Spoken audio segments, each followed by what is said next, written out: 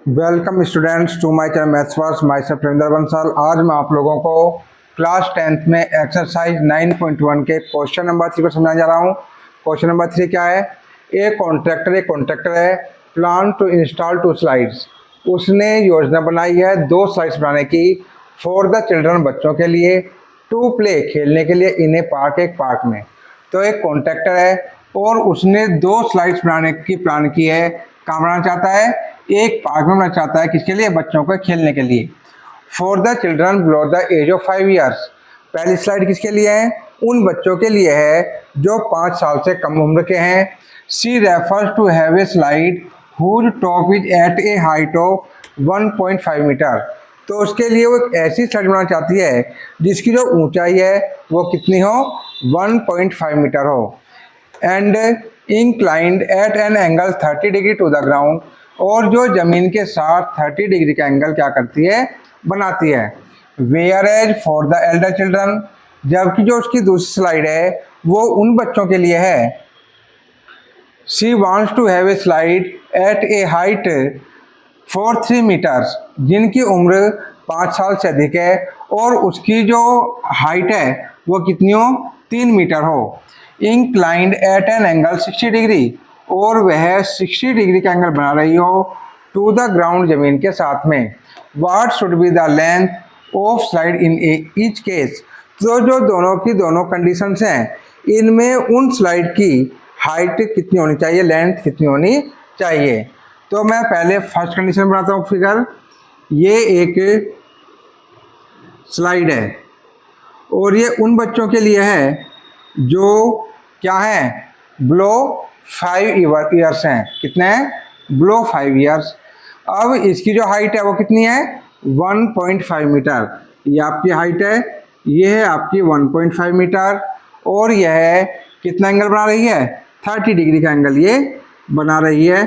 तो ये ए, ये बी और ये सी। तो हमें इसमें इस स्लाइड की लेंथ को फाइंड आउट करना है। एक दूसरी स्लाइड बनाना चाहती है। दूसरी स्लाइड आपकी ये है, इसका नाम दिया है बी और ई और एफ। इसकी जो हाइट है वो हाइट कितनी है आपकी? 3 मीटर। कितनी है? 3 मीटर। और वो कितने डिग्री एंगल बना रही है? 60 डिग्री का एंगल ये स्लाइड के साथ, जो स्लाइड है ये जमीन के साथ बना रही है। तो दोनों ही कंडीशंस में जो ये आपकी स्लाइड है, हमें इस स्लाइड की लेंथ को फाइंड आउट करना है। ये किसके लिए है? Below 5 years. Below 5 years. और ये एल्डर्स के लिए, जो यानी कि एल्डर चिल्ड्रन है, उन बच्चों के लिए, एल्डर चिल्ड्रंस, एल्डर चिल्ड्रन। ठीक है। तो हमें इन दोनों की स्लाइड्स की क्या करनी है? लेंथ फाइंड आउट करनी है। तो हम सॉल्यूशन शुरू करते हैं। In triangle A B C, A B C में आपका जो एंगल बी है ये 90 डिग्री का है। एंगल बी कितना है? 90 डिग्री का है। तो ये क्या हो गया आपका? बेस। ये क्या हो गया आपका? परपेंडिकुलर। और ये क्या हो गया आपकी? हाइपोटेनियस। तो हम लिखते हैं पंडित भद्री प्रसाद हर हर बोले। तो हमें परपेंडिकुलर गिवन है और हाइपोटेनियस फाइंड आउट करनी है। तो perpendicular upon hypotenuse, P upon H। ये क्या होगा हमारा? ये होता है हमारा साइन, ये होता है कोस और ये होता है टेन। तो P अपॉन H क्या है हमारा? Sine theta. परपेंडिकुलर का नाम क्या है? AB। और हमारी हाइपोटेनियस क्या है? AC is equal to sine theta की वैल्यू क्या है? 30 डिग्री। अब हमें AB कितनी दी हुई है? 1.5 मीटर। AC हमें फाइंड आउट करनी है। साइन 30 की वैल्यू क्या होती है? साइन 30 की वैल्यू होती है 1/2। अब हम क्या करेंगे? इनकी क्रॉस मल्टीप्लाई करेंगे। AC multiply 1 is equal to 1.5 multiply 2, AC की हमने मल्टीप्लाई की है 1 में और 1.5 की मल्टीप्लाई किस में की है 2 में। तो आपकी AC इक्वल टू 1.5 टू जा 3 मीटर। तो जो छोटे बच्चे हैं बिलो 5 इयर्स, ठीक है, तो उनकी जो स्लाइड है उसकी लेंथ कितनी आ चुकी है आपकी 3 मीटर्स आ चुकी है। अब हम बात करते हैं किसकी, जो स्लाइड एल्डर चिल्ड्रन के लिए बनी हुई है। इन ट्रायंगल DEF, इसमें आपका जो एंगल E है ये आपका 90 डिग्री का है।